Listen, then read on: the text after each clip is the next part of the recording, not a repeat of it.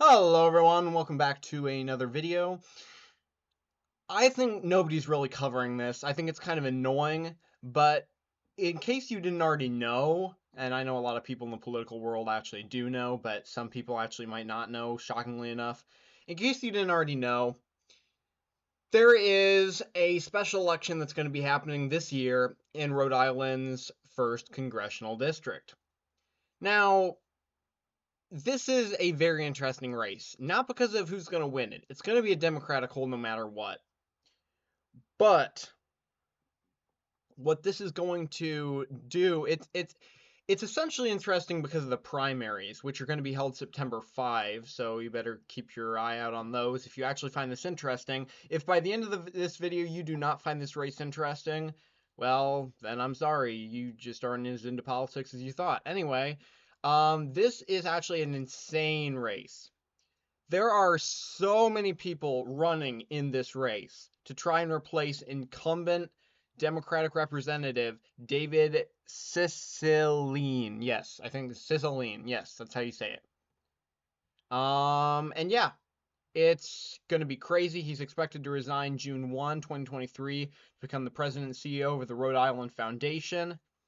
And so we are going to get a huge open primary to replace this guy, primarily on the Democratic side, but Republicans are going to have an interesting fight too. So let's look at all these candidates. I think this is crazy. Do you see how many candidates have declared that they're going to run?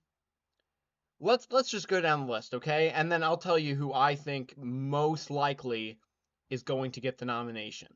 So first we have Martin Abney.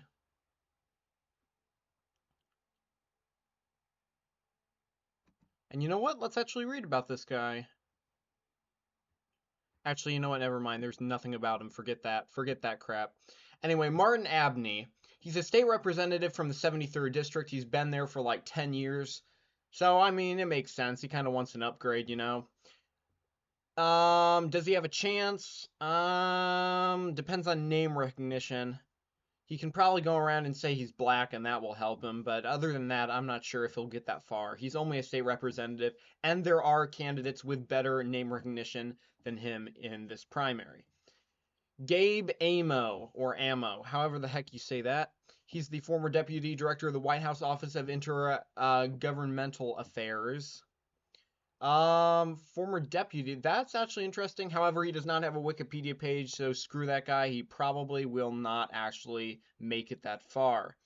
Nick Ottiello. He's a former special advisor to then Governor Gina Raimondo. Yeah. I guess you can go around and say, oh yeah, you remember that governor we used to have?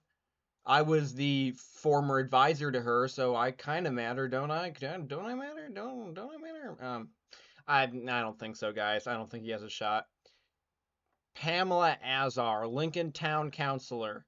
Yeah, if you know where Lincoln, Rhode Island is, sure, you're probably going to vote for her. Otherwise, no.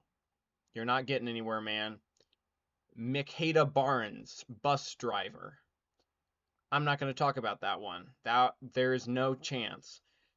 Stephanie Butte. That's such a weird name. Butte. It's like it's French. Stephanie Butte. Insurance software executive and candidate for Rhode Island Secretary of State in 2022. Ooh, let's actually look at that. She got 35% of the vote in the primary. Yeah, I'm sorry, guys. I'm not so sure I would actually think she's going to make the nomination. Walter Burbrick, former Naval War College professor. If you know this guy, you're probably going to vote for him, but otherwise you're probably not. So my guess is at best he gets a few hundred votes. Nathan Baya, state representative from the 3rd district. Like Marvin Abney instead, I should say.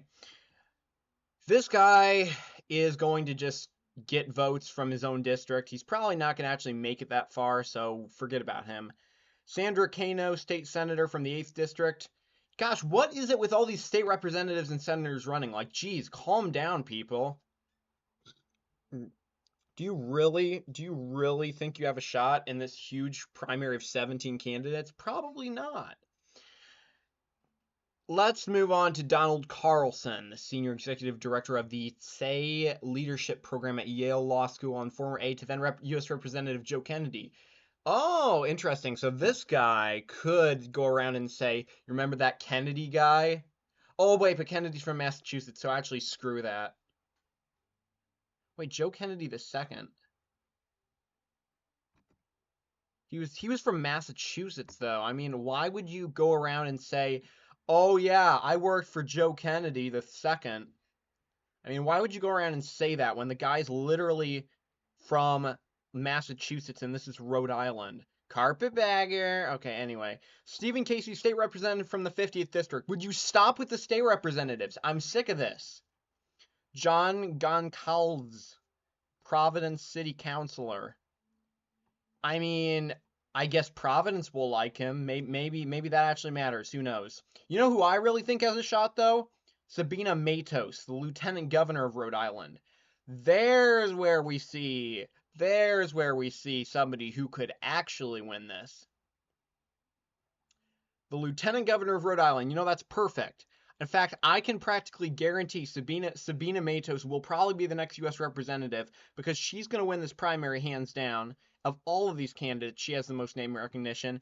And on top of that, the district is like D plus, I don't know what. D plus, like, I think it's like D plus 14. I could be wrong. But it's a pretty deeply Democratic district overall. Bella Makado Noka, Narragansett Elder. That's interesting. That's actually that means that an American Indian elder is actually running for this seat. Which, you know what? Heck, I would actually find that really interesting if she won, but do you think she's going to win? No. Anna Quesada, state senator from the 2nd District. Okay, yeah, nope.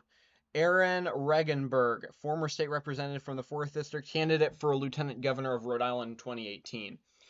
Okay, well, let's see how far this guy got.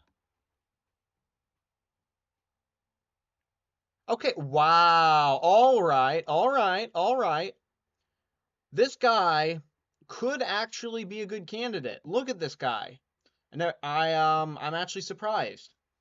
This guy nearly primaried the incumbent Lieutenant Governor Dan McKee from Rhode Island. Dan McKee is now the governor, obviously, because Gina Raimondo is no longer there. Aaron Regenberg, though, this guy came within 3 points of primarying an incumbent Democratic Lieutenant Governor. I don't know about you, I think that's pretty darn impressive. So I wouldn't write this guy off just yet. Lastly, and this one's the one that gets my goat every time, Alan Waters, investment consultant and Republican nominee for this district in 2022 and for U.S. Senate in 2020. Man, why are you running as a Democrat? Why are you running as a Democrat in a deeply Democratic district when you literally ran for this district in 2022 as a Republican and you ran for U.S. Senate in 2020 as a Republican? Why? What? Why would he do that? He's like, oh crap, I guess I can't win any deep blue districts in Rhode Island because I'm a loser. Wait, genius idea. I can just change my party affiliation. Everybody's gonna vote for me. Yeah, this guy's not getting 1% in the primary, guys.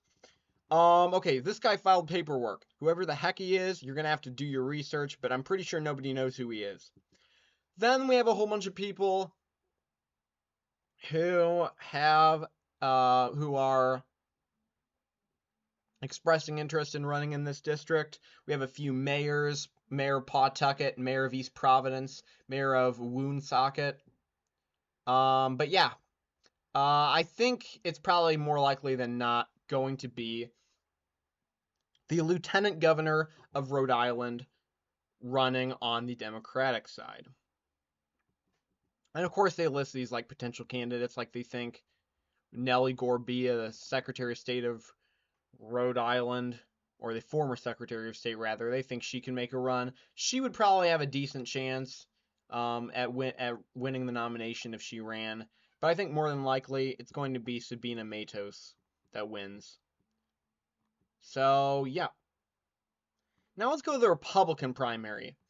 And so far we have 3 candidates, none of which really matter. We have Aaron Guckian, or Gukian, fundraising consultant, former aide to then Governor Donald Carcieri, and nominee for Lieutenant Governor of Rhode Island in 2022. Let's see how well that guy did. What do you know? He's actually an overperformer. When I think it was, what's her face? Ashley Calouse, that's her name. Ashley Callis, Ashley Calouse, whatever her name is. When she lost to Dan McKee by 20 points, this guy lost by 9 points for the lieutenant governor election. I don't know about you, I'd say that's pretty darn impressive. Now, obviously, incumbent lieutenant governor. No, never mind.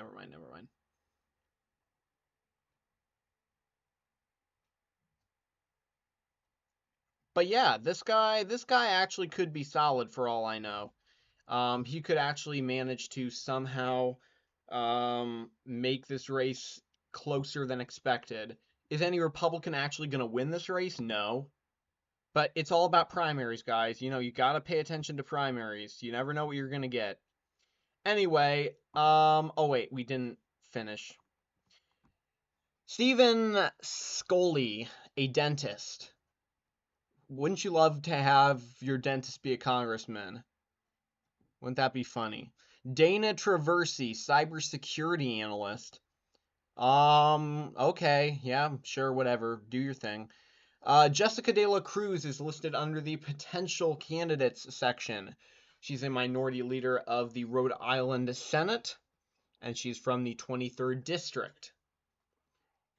Then, and you know, she would probably be the best nominee for Republicans, honestly, having all the name recognition and stuff.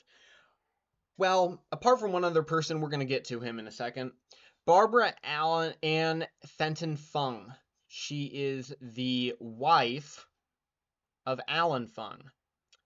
She would be alright. She's a state representative, but like, I mean, you're not going to win, so why would you run? The person who I think would do the best would be Alan Fung, the former mayor of Cranston. He ran in the 2nd District in 2022, and he was the nominee for governor of Rhode Island in 2014 and 2018.